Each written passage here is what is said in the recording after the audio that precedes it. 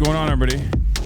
I hope everyone's having a fantastic evening, afternoon, pre-noon, no matter where you are in the world. I'm Hassan Piker, and this is the HASAN broadcast coming to you live from the glorious, sunny Los Angeles, California, folks. We're live and alive, and I hope all the boys, girls, and MBs are having a fantastic one because today's a beautiful day. Today's a wonderful day. Yesterday, as you guys know, a major event took place, and I live streamed that major event that took place. It was amazing. I had a fantastic time. I co-streamed it alongside Pokimane. We were the American broadcasters, and we were blessed and very fortunate to be able to do so. This was the French event, GP Explorer, which was the last GP Explorer, as a matter of fact. You with French royalty?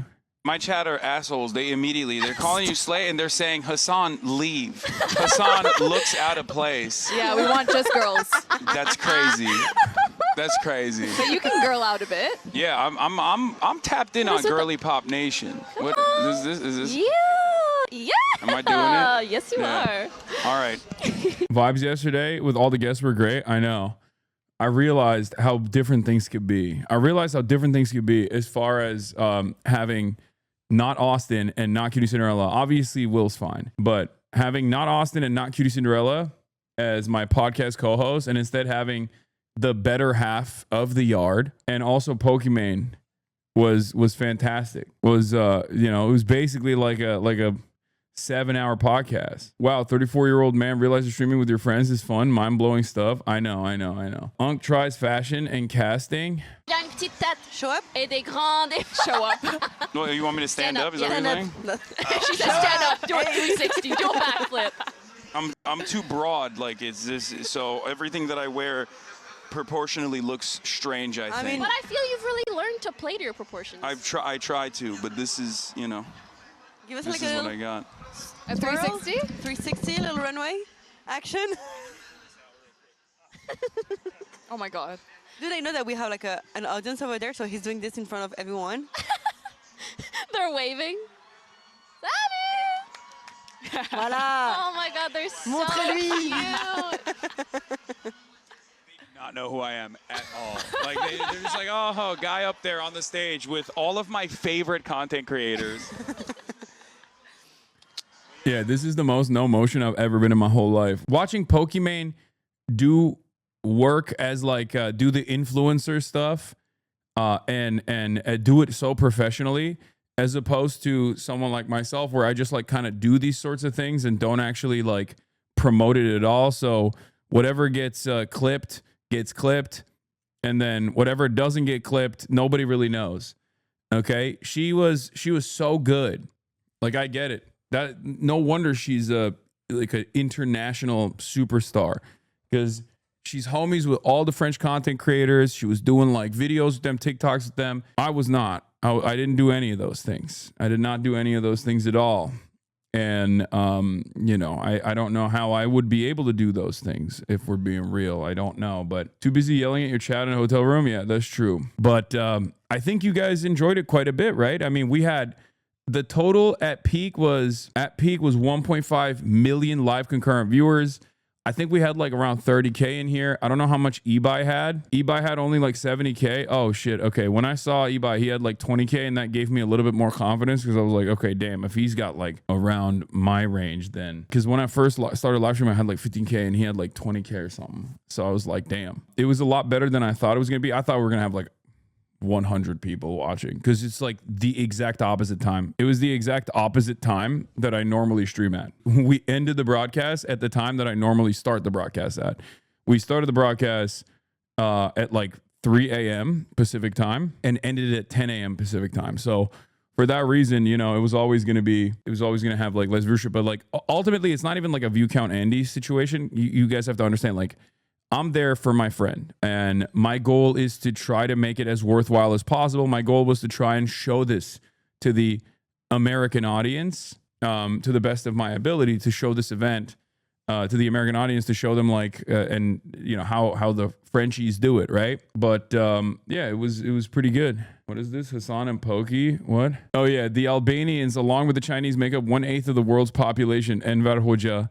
No, that's literally, that was the meme I was going to do as well. But I don't think people understand that quote. They wouldn't have understood it. I was going to post that, but instead I posted the the famous Kobe one. I was gonna post this one instead though. It's one of my favorite Enver Hoca quotes. It's not even like he doesn't say that. He says between us and the Chinese, we make up socialism makes up 1/8 of the entire world or something. But yeah, no, I did do this meme. Look, the one thing I will say, aside from like my initial surprise about how spectacular of an event this was, the one thing I will say is it was a remarkable experience, and I did not think I would get so invested in racing, especially by the end of it. You know what I mean? I was like locked in, dude.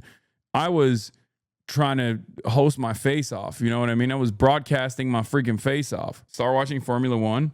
Yeah, I'm officially a racist for sure. Okay, March. Oh, Jesus Christ. This fucking guy, bro. March has been losing his mind at the Frogman in Portland. Okay, he just, I'll sneak a peek over there. He'll be sitting in the fucking lounge watching the Frogman and just cracking up over and over again throughout the goddamn day. Now, this guy obviously got pepper sprayed in the ass through his vent, and it turns out that didn't stop him.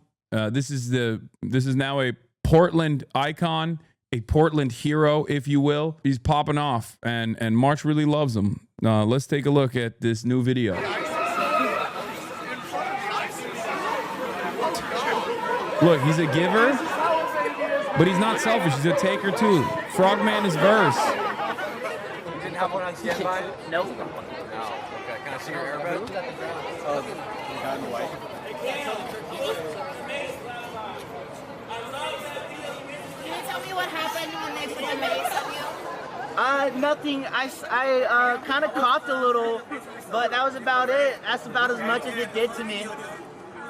Nothing else happened. It was just a little peppermint taste, you know. I've tasted spicier. I'm Mexican. What do you expect? I'm Mexican. It's a little spicy. I'm Mexican. Hey. Oh shit! Look it up.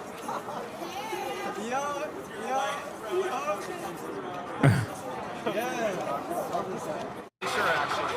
Sometimes, not always. And is this how many nights have you been out here?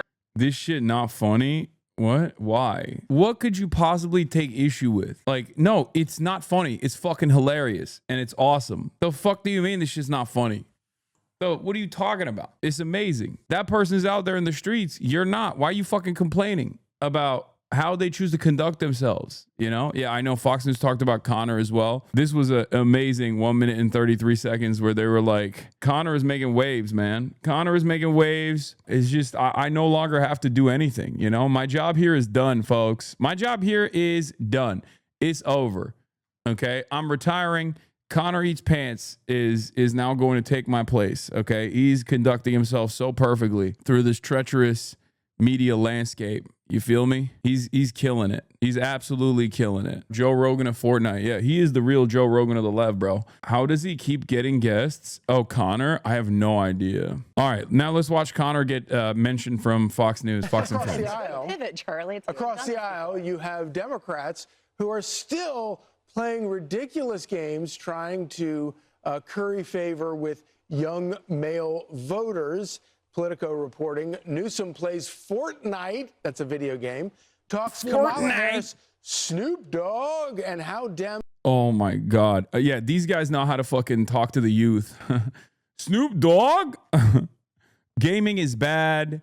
Fortnite is silly. Saying Snoop Dogg? Like, these guys definitely know how to talk to the youth. They've got it down, dude. They've locked it down, baby. They've certainly locked it down. You can tell from from their audience profile, which of course happens to be 850-year-olds. Lost young men, quoting from the article, referring to his irreverent memeing. The governor said of his party, Democrats are, quote, not the most, entertaining or humorous folks.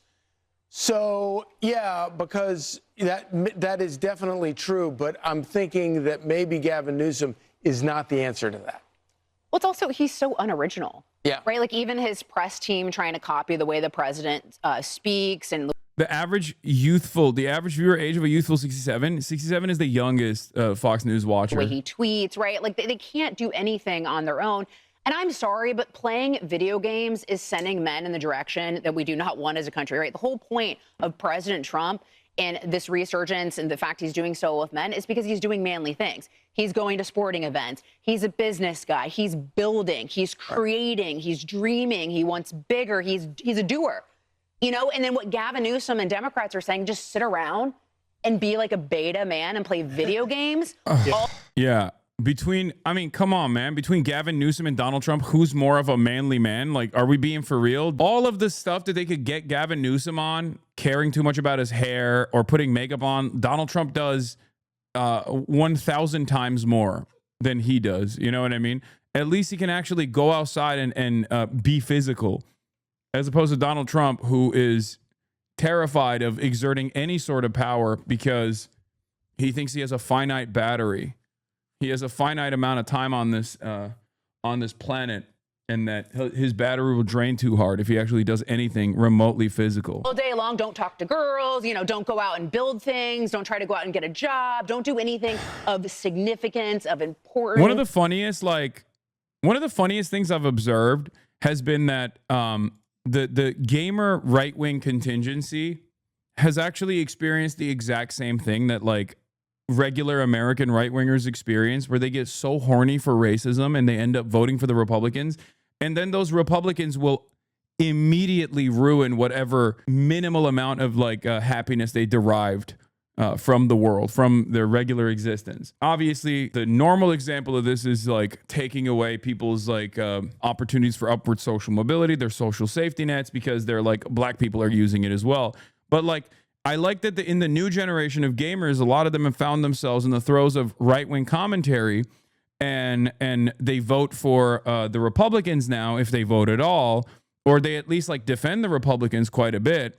And what's really funny about that is that the Republicans, by also with the tariffs regime and also with their like consistent blaming video games for violence, are unironically doing more to take away their treats, and also with their deregulatory mechanisms are doing more to take away people's treats on the Republican side. So gamers are now also experiencing that. Will they actually learn from this lesson? Probably not. Activision, Xbox, Microsoft gaming merger was heavily scrutinized by LINA at the time, and these dumb dipshits voted for the Trump administration. Obviously, that merger went through, and look at what Microsoft is doing now, raising the prices again to maintain this rent-seeking arrangement that you have with your video game library, and now gamers are very mad. Well, that's what happens when you deregulate. That's what happens when you don't actually go after trusts, okay?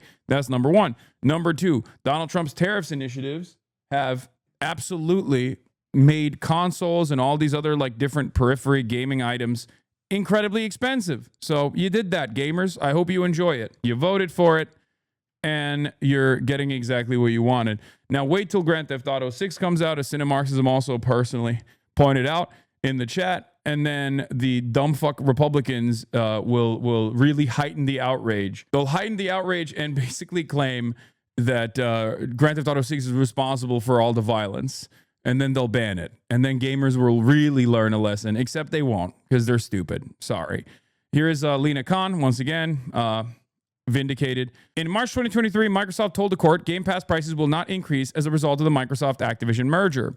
On July 10th, 2023, a federal judge whose son works at Microsoft rejected the FTC's challenge to the merger. Once again, LINA was right. LINA then, quote, retweets this, says, Microsoft's acquisition of Activision has been followed by significant price hikes and layoffs, harming both gamers and developers.